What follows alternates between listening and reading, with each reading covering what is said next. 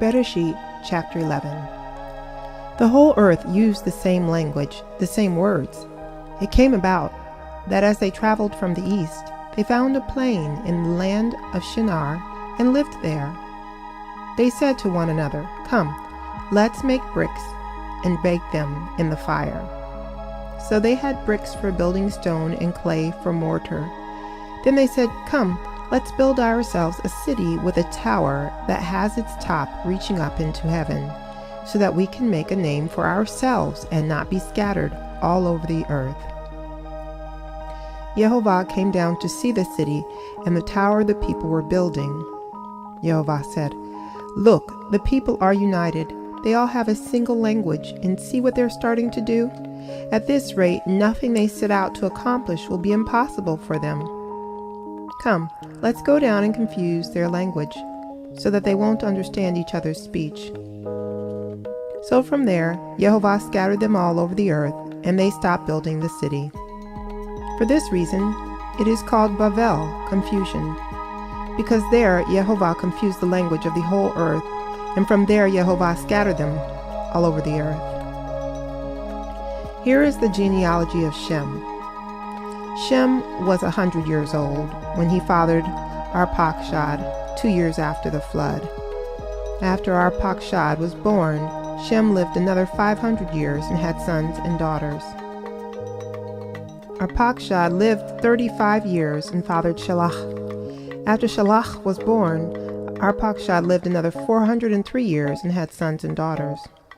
Shelach lived 30 years and fathered Ever. After Ever was born, Shelach lived another 403 years and had sons and daughters. Ever lived 34 years and fathered Peleg.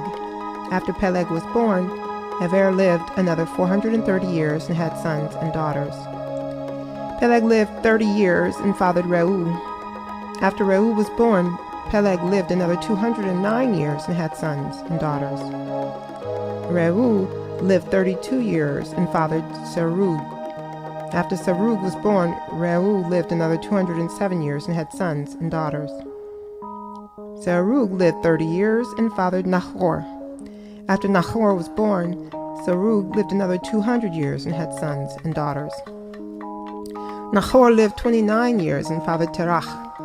After Terach was born, Nahor lived another 119 years and had sons and daughters. Terach lived 70 years and fathered Avram, Nahor, and Haran. Here is the genealogy of Terach. Terach fathered Avram, Nahor, and Haran fathered Lot. Haran died before his father Terach in the land where he was born, in Ur of the Kasdim. Then Avram and Nahor took wives for themselves.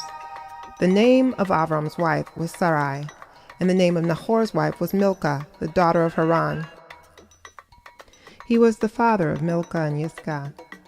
Sarai was barren; she had no child.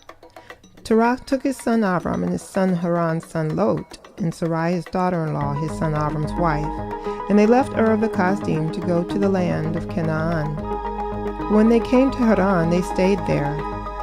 Terach lived 205 years, and he died in Haran.